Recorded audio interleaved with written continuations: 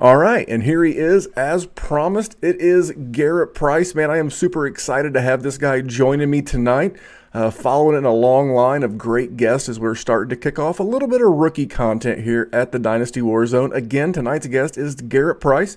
He's a writer and a podcaster for the Dynasty Nerds. Yes, those Dynasty Nerds. He is a former Malone University footballer turned film grinder. He's a hardcore Cleveland Browns fan, and he can be found on Twitter at Dynasty Price. Garret, man, welcome back to the show, my friend. Thanks so much for having me back. I think this is round 3 for me. It's 3 or 4 anyway. 3 or 4, yeah. So it's this is one of the shows that I always enjoy coming on. There's some shows you go on and you do them to be nice, and it's you get in, you get out, and then there's other shows that you're like, man, I actually look forward to this show. So this is one of the ones I look forward to. Well, not only are you third in a long line of great guests, but you're back-to-back guests that I've actually got to hang out with live and in person. So, Hey, it was 2 summers ago, the summer of 19. I went and hung out with Nick at the Spartan race there. Technically, it was called the Indiana Spartan, but it was actually it was in Ohio, just across the border. oh really? Yeah, and we it's in the Cincinnati area. And then I met you last year at the Combine when we were still able and legally, just barely, because it was February, Just barely. just before all of that got shut down. But man, how was everything in Ohio? How was life with the family and the nerds, and what's going on with you?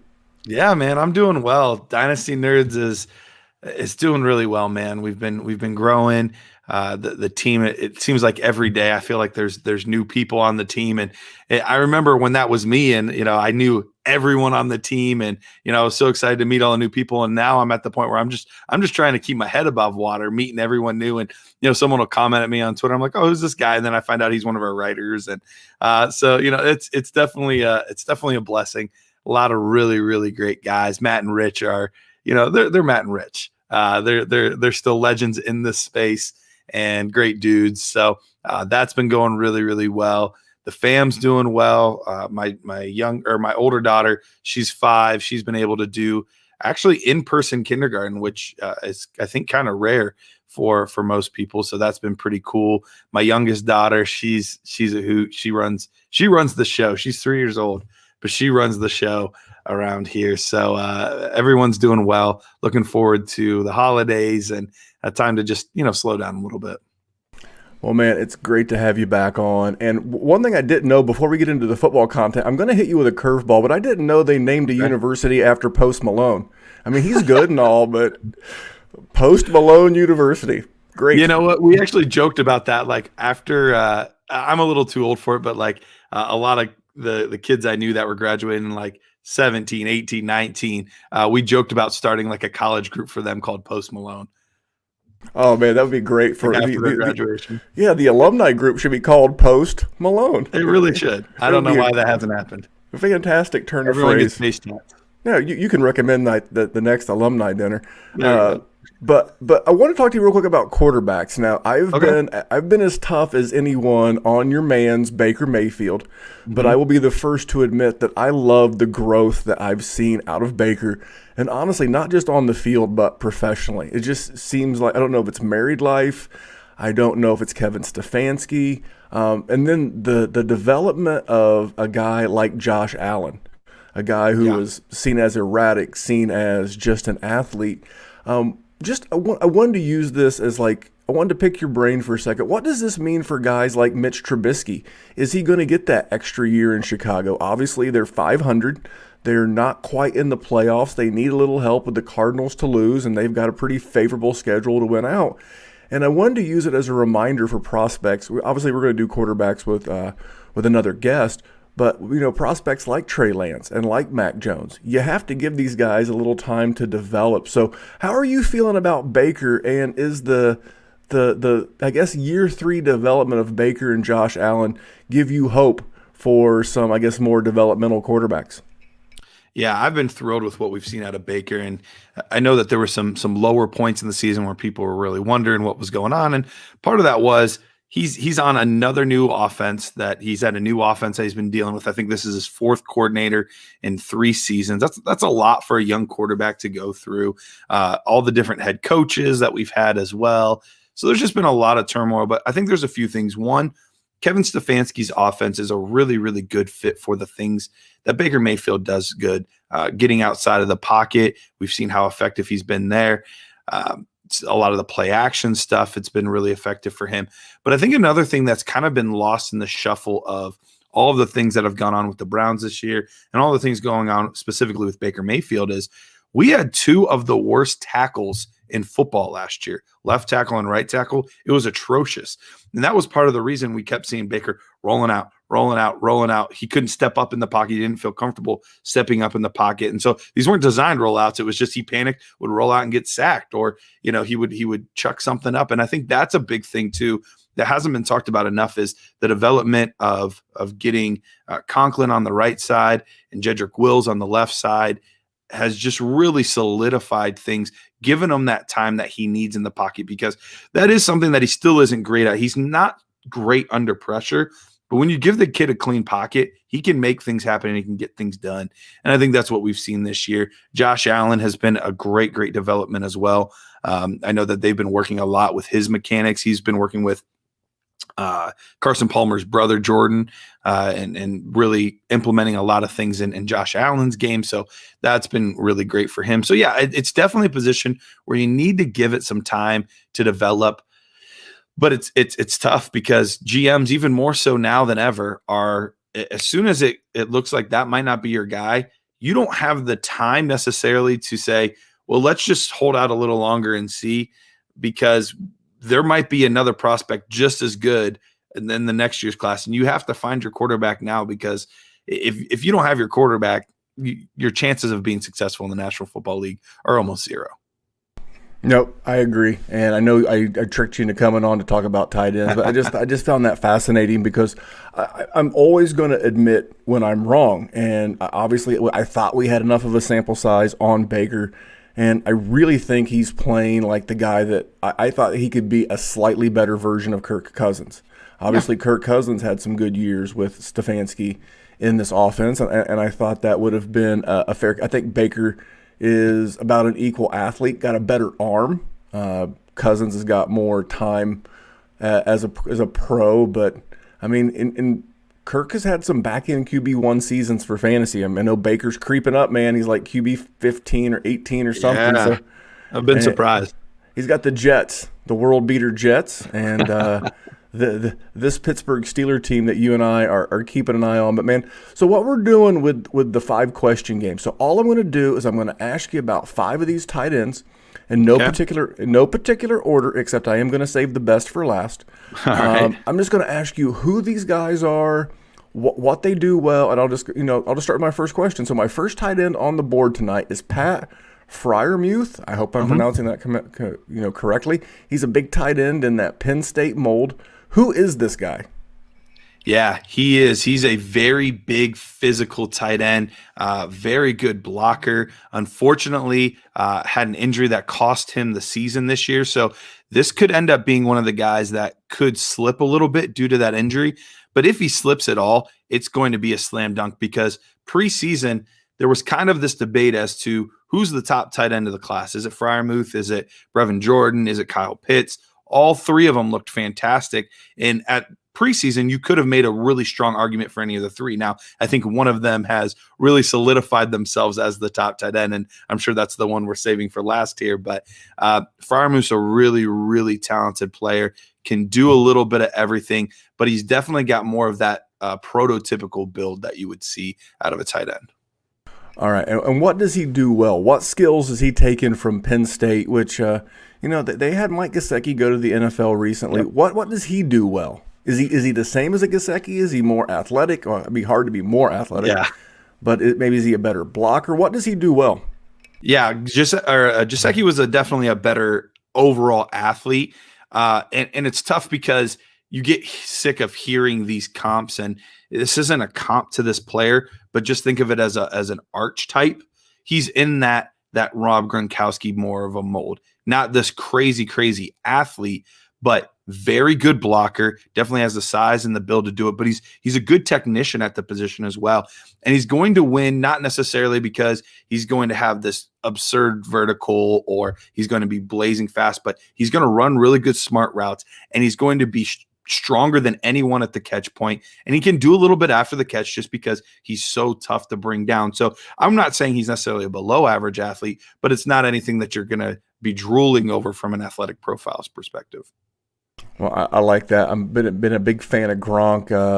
So what does he not do well? What is he going to have to work on as he transitions to the NFL? Maybe it's blocking. Maybe it's his hands. I don't know. What does he not do well, and what's going to need polished? Yeah, that's the nicest part about Freiermuth. I would say that he has probably the most well-rounded game out of all of the prospects that we're going to see. I do think that there are things that he can work on, some nuanced things. He's, like I said, he is a very good blocker, but there are times where you see him get a little overwhelmed. So things like getting a wider base, things like a little bit stronger at the punch point, different things like that. But it's more just fine tuning more than, hey, there's a really, really obvious hole here that needs fixed. But the biggest, I would say, quote unquote, weakness is he's just not going to out athlete anybody. That's never going to be something he does. He's not going to be making these circus catches where he's jumping over guys and mossing people. That's not going to be his game. He's going to be more of the rumbling, bumbling, type of tight end. That doesn't bother me because me personally, I have found that the really amazing athletes, and I'm about to go to a guy that you know well there in Cleveland, David Njoku. Yeah. When you've leaned on your athleticism your entire life, you don't know anything else but to try to out-athlete everybody. But in the NFL, everyone is an amazing athlete. And when you come to the pros and you have to bring your toolbox with you and what tools can you use, that does not bother me at all. No. Now here's a question that I will tell you that Ray and Nick both really liked, because what I'm trying to do is every year we fall for the landing spot corollary. Oh, hey, this guy is, done this. So, or he had great draft capital. What I want to know is whose scheme does he fit? So is there an NFL system that would fit real well? Maybe a team that runs a lot of 2 tight end sets that could really take advantage of his tools. I think a good fit for him would probably be in Pittsburgh, honestly. I think that's a team right now that we do have Eric Ebron there at the moment, but we've seen them before when they've had a lot of success as a team. It's not necessarily because they've had these really athletic tight ends, and Ebron is definitely more in the athletic mold, but they've had guys that can be physical tight ends that can do things in the cold weather, can line up as a stand-up Y at times, which he'll be able to do. But I think we're going to want him more as a traditional inline tight end. And I think he would be much better in that system there in Pittsburgh than maybe some of these other guys. Well, then you kind of already answered whose job is he going to take. So one thing we're trying to prepare our Dynasty GMs for here on the WarZone is if we think these guys are coming in, who's potentially at danger? So Eric Ebron, obviously not a super coveted Dynasty asset at this point in his career. He's kind of bounced around. It looked like he was going to have a bit of a streak, but he kind of does that everywhere. And the more I hear you describe, Freiermuth, the more I kind of hear a little T.J. Hawkinson. I hear a little George Kittle. William Blocker can line up in line, can split out in the slot. So depending on where he lands, it sounds like he would be a decent fit for the Colts in my team here as a good fit for a team that likes to run the ball. And so I'm going to keep an eye on him. Let's go to another guy that I'm not super familiar with. Now, he plays in the Big 12 where defense is optional, but that's okay. His name is Charlie Kolar. He's a tight end out of Iowa State. Big dude. Who is this man? Yeah, we've kind of talked about the two most big physical players first. So we talked about Freiermuth. Kolar is in a very similar mold. He's a very big player. He's going to be a guy that is also lined up on the line where The other guys that we're going to talk about, with the exception of one, I think are going to be more of your, your spread the field type guys, the ones that'll do the stand up. Why? He's not going to be doing that much at all. I think for the most part of all of these guys, he's going to be your most stereotyped inline tight end. He's a very good blocker. He's a big physical guy. So I think that's the mold that we're going to see him in. Okay, well, that's good to know because that allows me to start thinking through draft capital. Where would I be taking this guy in my rookie drafts, even in a tight end premium? Because typically guys that block, they get on the field sooner. True. But it depends on the offense. So before we get into that, what does he do well? What have you seen out of him in Iowa? Not the Iowa, not current tight end university with guys like Hawkinson and Kittle again, but Iowa State. They're down the road a little bit. What's he do well? Yeah, another guy that blocks really well, very physical on the line. He's he's got some very strong hands. You see a lot of tape where guys coming through, hitting him on the arm, even early at times, and he's just got the ball. Like it's not going anywhere. So he's going to be like this guy's too athletic for him. But I was thinking of Mo Alley Cox at times when I saw him, just because he's just so big, so mean. He's not as athletic as Cox is. But yeah, he's just this big, like, I'm going to go get the ball. Like that's what I imagine him saying in my mind. All right. And what does he not do well? What's going to be a struggle? I hear a lack of athleticism. Maybe that's a concern? Yeah, he's slow. He's not fast at all. Watching him run routes is almost comical at times, because it almost looks like this dude has some cinder blocks on his feet. But it's funny because there's still even though he's stiff as a board, he's not running fast, he's still making plays out there. So I'm interested to see what he does in maybe some of the combine drills, like the gauntlet and some of that kind of stuff. I want to see how smooth he is with all of that. I'm curious to see his times more than other guys. There's a lot of that testing stuff that I'm going to be real interested to see. Still think he's a good player. Still think he's going to be a good fit in NFL teams. But I just don't know that you're going to ever be impressed with him as an athlete. And I'm going to ask you, where does his style of play fit? I'm going to give you one that popped into my head. It feels like he would be the good opposite in some 12 personnel with Mark Andrews. Like a willing blocker, a guy that can do some of those things. I don't know that he'll ever be a tremendous dynasty or even seasonal fantasy asset. Based on what I know, obviously, guys, this is going to change a ton between December and draft day. But where do you think his style of play is going to fit well, and whose job in the NFL could he take? So without going to the team right away, I would really like to see him probably more in a smash mouth type of offense. You're right. You mentioned a lot of 12 personnel, 2 tight end sets. I want to see him used alongside a good tackle, and just use that as road graders, just to be able to big runs, big plays, things like that in the running game. But I don't want it to seem like he's not a capable receiver. He's a very capable receiver, very good hands, very solid hands. He's just not going to break away the 60-yard touchdown ever, or anything like that. So, but yeah, he's a talented player. I do like him, but I want to see him more in a run-heavy scheme. I don't know who the new head coach is going to be, and maybe they don't get a new head coach, but I feel like they will. Could be Jacksonville. Jacksonville's going to, if everything holds true to form, they're going to have a very expensive piece of property back there behind the center in Trevor Lawrence. And if this guy's a good blocker and, a willing blocker behind, an offensive line, that was my number one fear for Joe Burrow, is they weren't going to protect him, and there's not a lot at the tight end position. And I think Jacksonville's got something like 12 or 13 picks. So maybe they can splurge and get a guy like this. All right, James Robinson shares wouldn't mind. Man, don't get me started on James Robinson. He's carried me to a couple of championships, and I'm not hurt at all that he is. I think at this point he may be the only running back on the season to have double digits in every single game. Amazing, just an amazing season for James Robinson. Just unbelievable. All right, I got another one. Again, so when I got these last two, because obviously we've heard of Fryermuth and we've heard of Pitts. We're going to get to him in a minute, and Brevin Jordan. But these other two guys I got directly from Walter Football.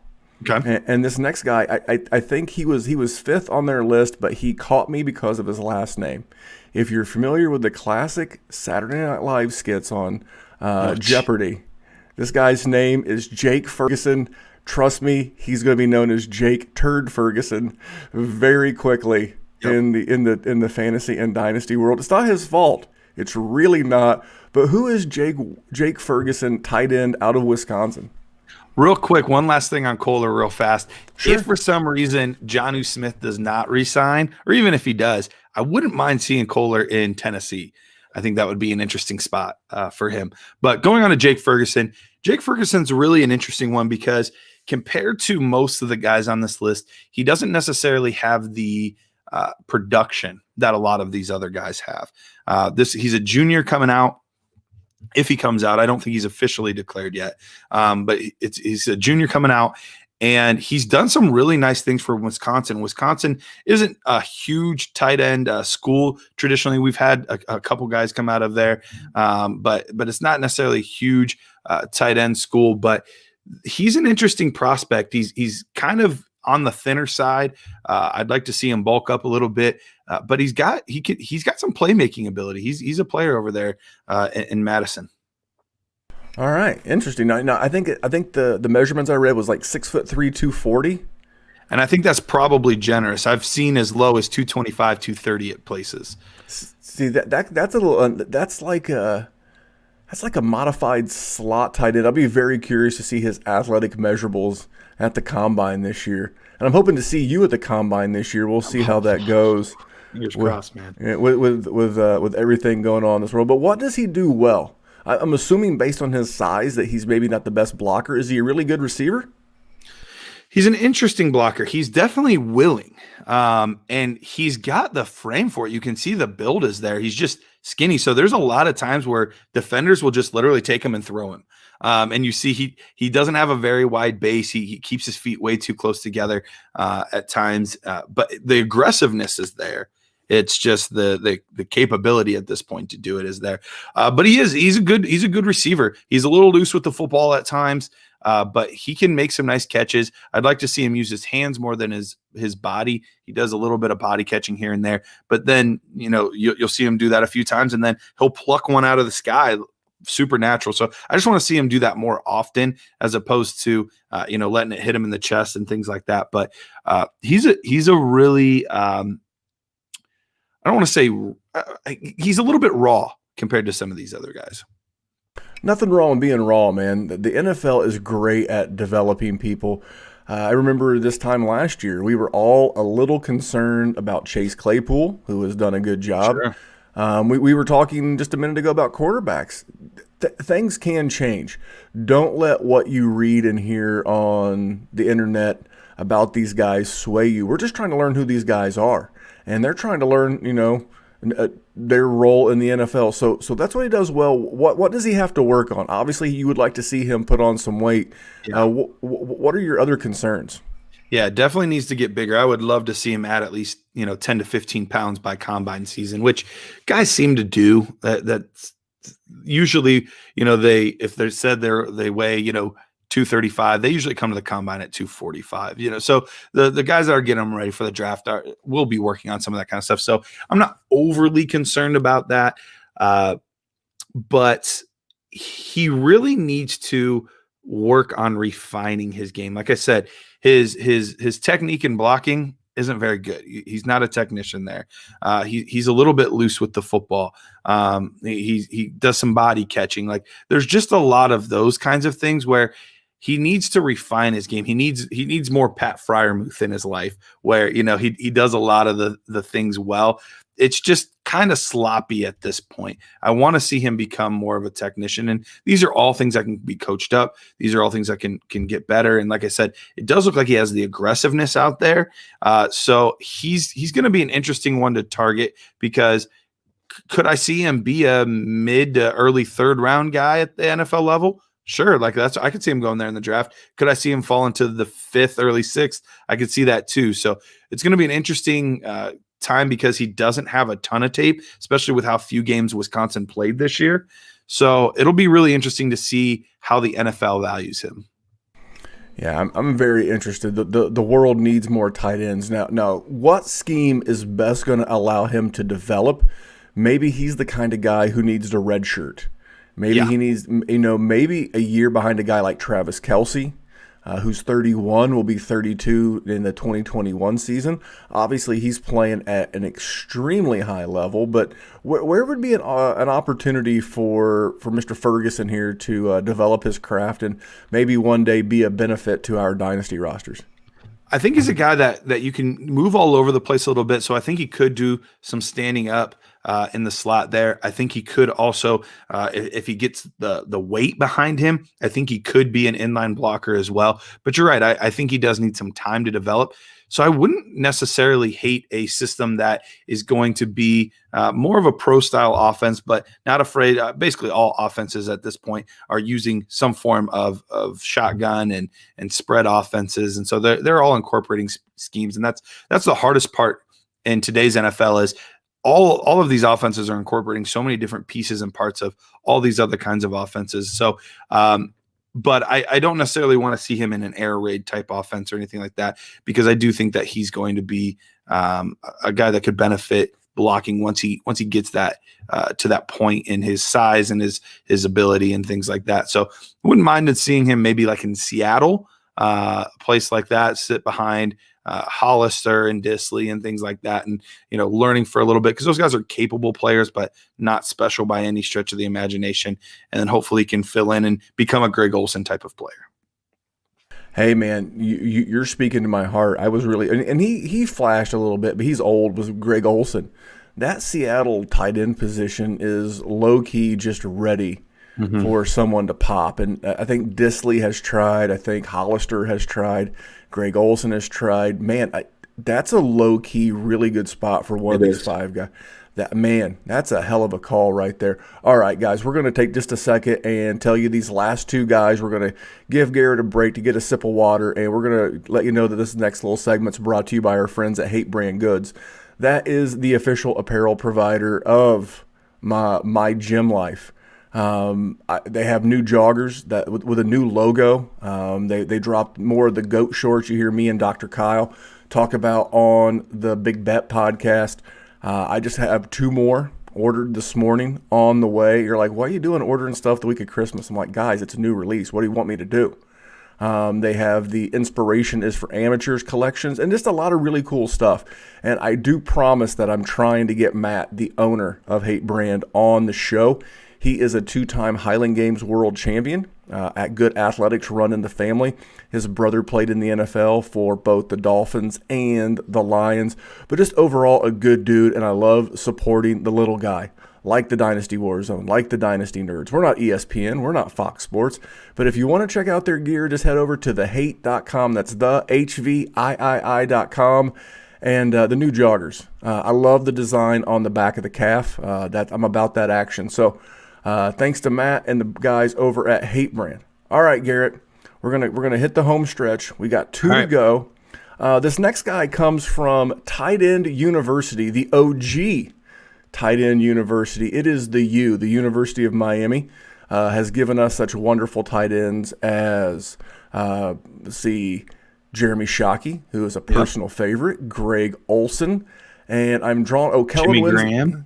Yeah, Jimmy Graham, Kellen Winslow, the Deuce, and he's a soldier, if you remember that rant from back in the day. Jeremy Shockey might be my all-time favorite tight end, and he was great in spurts, but Jeremy Shockey was a great dude. But, your boy David Njoku. He's not been great yet, but we'll see what happens. I really like Harrison Bryant on your Cleveland team. But Brevin Jordan, man, who is Brevin Jordan? Can he be the next the next great tight end out of the U? So he's very different than any of the guys that we've talked about so far. We've talked about more big, physical. They've got the size 6'6" type of players. He's not that. He's probably, being generous, 6'3". I'm guessing he's going to come in at around 6'2", as far as his measurables. He's another guy that's right around that 230-pound mark.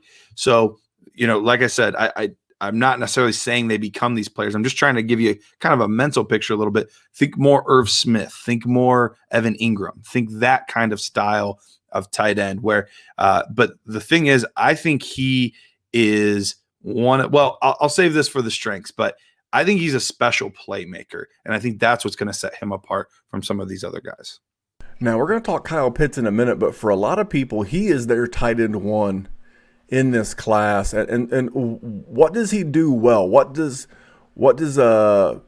sets him apart from the other guys we've already talked about? Brevin Jordan, this is not something you normally say about a tight end. Brevin Jordan makes people miss in the open field.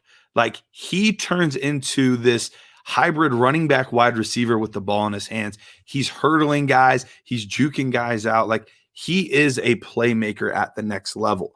And I think that's the thing that you're really going to like is he's going to be a good athlete, but a guy with a lot of the quick twitch athleticism to be able to not just get the first down, but be able to make some of those big plays in the open field. Man, you are speaking sweet music to us. So what is he going to have to work on? Is he going to have to – I mean, obviously, he's not going to get much taller at around 21, 22 years old. But what does he need to do to translate to the NFL and be a star?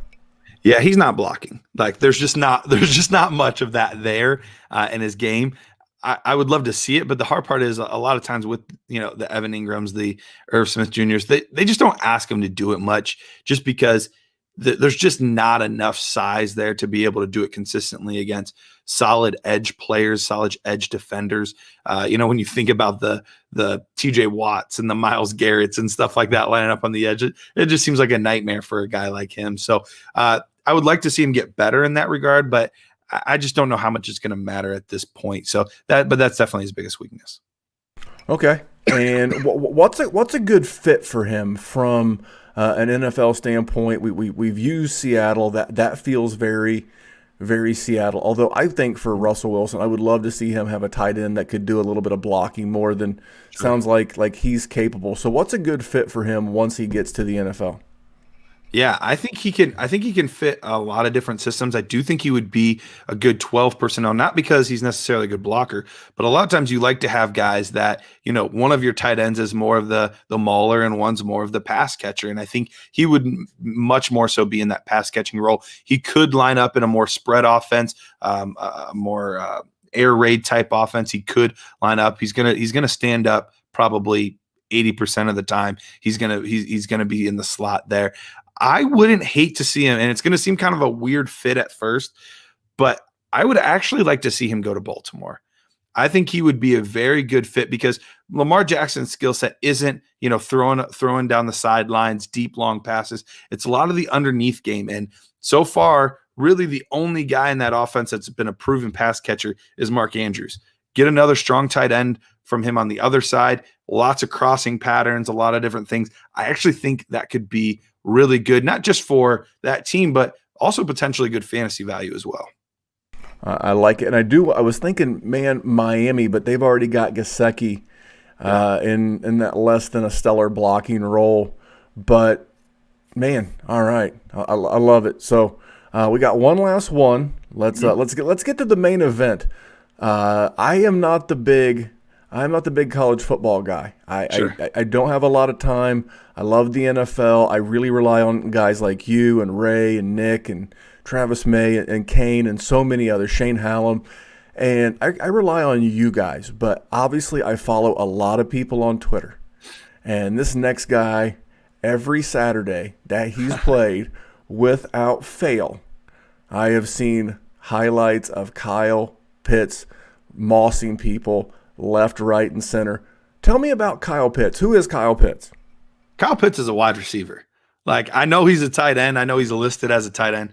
Kyle Pitts is a wide receiver, which is going to be great for fantasy value because if anytime you can put a wide receiver in your tight end slot, that's sweet, sweet music. That's exactly what ended up happening with Darren Waller.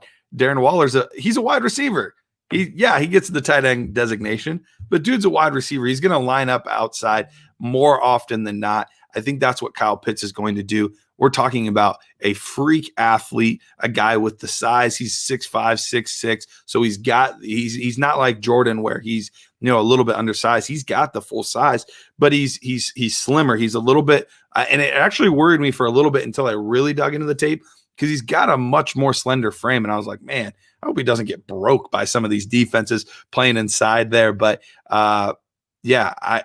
it's hard not to be a big Kyle Pitts fan. It was some really good debates as to which one of those three guys should be the top tight end, but before the season. But I think it's pretty clear now for probably 97% of people would probably concede to the fact, even if they weren't a Kyle Pitts guy before that, he's going to be the first tight end off the board, and deservedly so.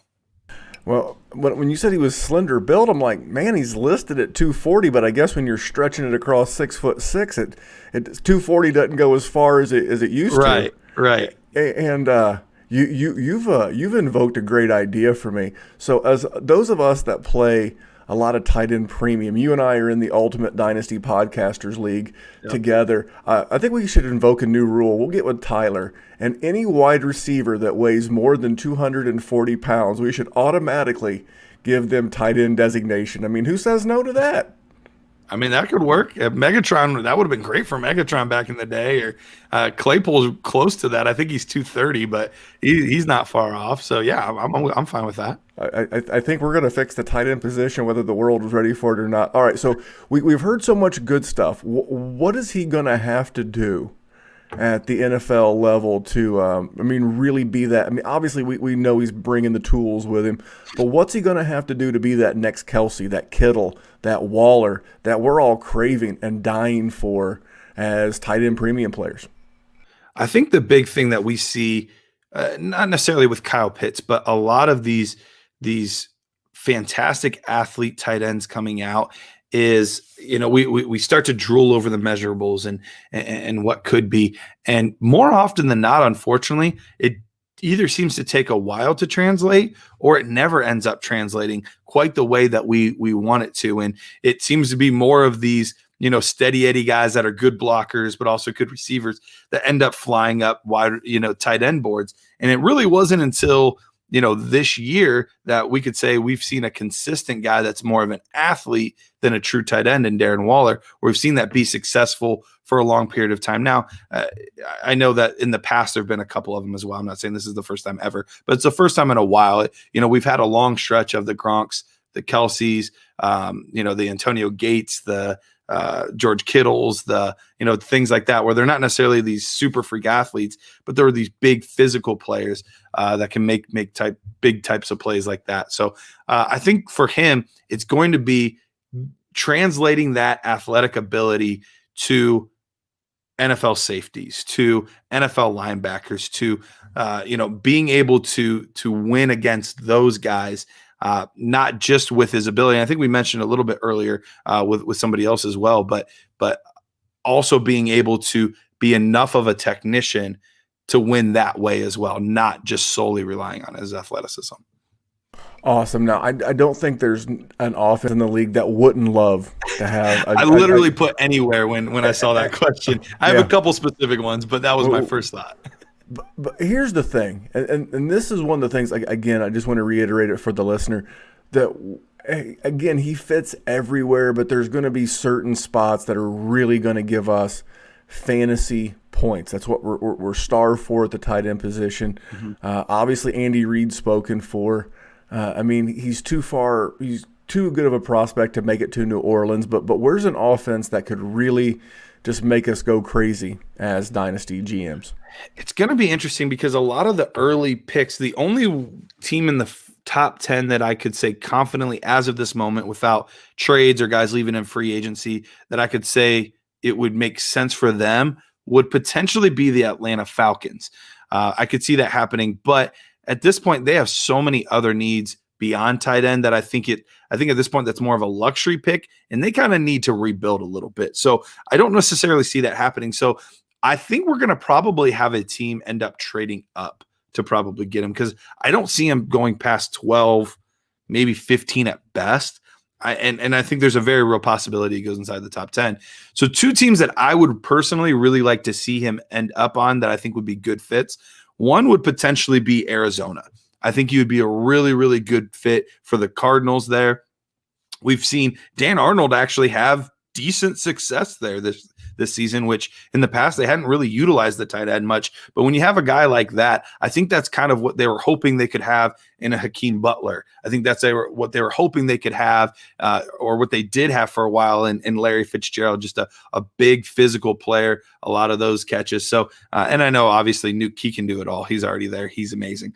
But I think he would be a good fit as a tight end there. I also wouldn't mind him seeing him on the Washington football team. And that's a team that might not end up having to trade up to do it, depending on how that division shakes out. So that's the interesting part is right now they're picking 19.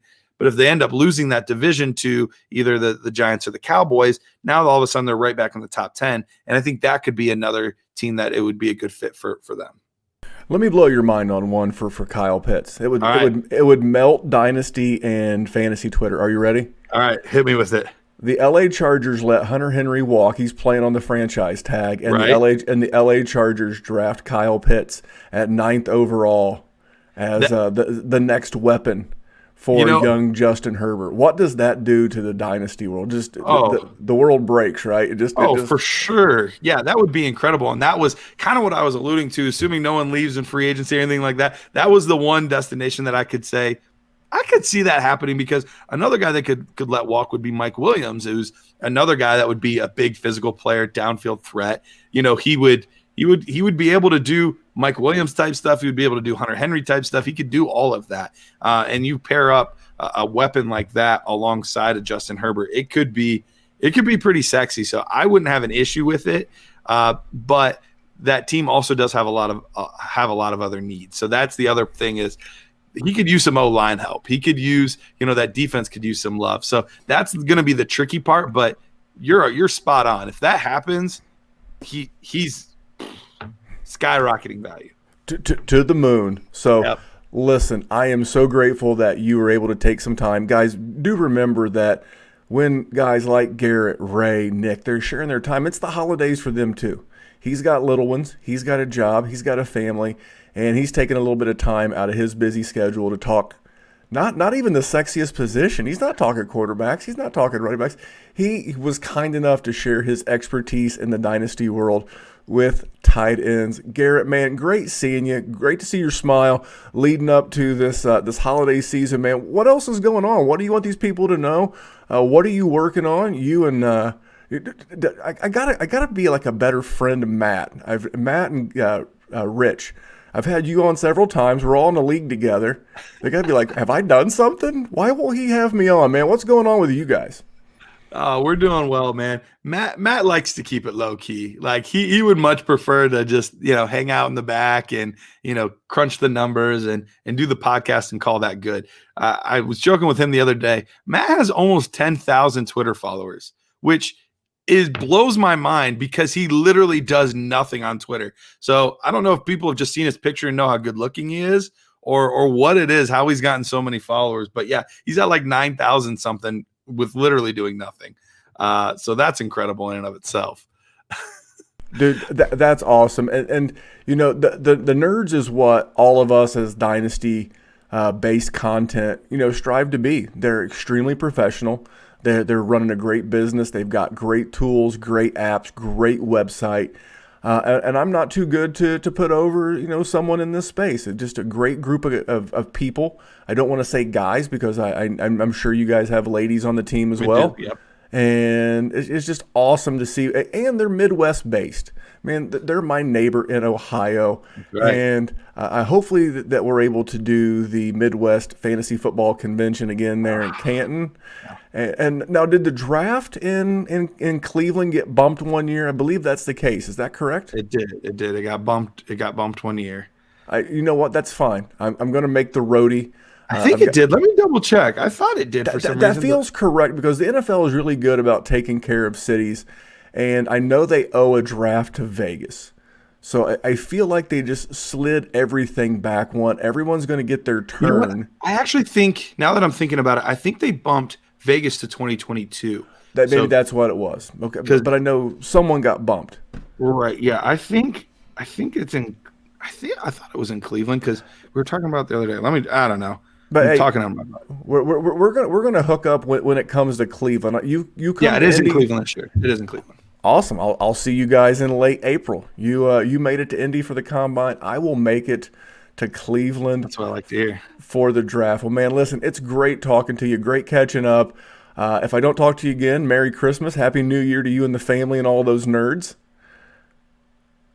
Thank you so much, man. I appreciate it. We love you guys. You guys have a great show, and we always appreciate. You're always one of the most generous guys on Twitter with shelling out compliments and pumping other people's stuff and all of that kind of stuff. So we always do really appreciate that. Only to those that deserve it. But anyway, on behalf of Garret, I am Memphis. Remember, here at the Dynasty WarZone, we're just trying to make the world a better place for fantasy football. We'll talk to you tomorrow as we do our mock draft that's normally on Mondays. Thanks for hanging with us, guys. Talk to you soon.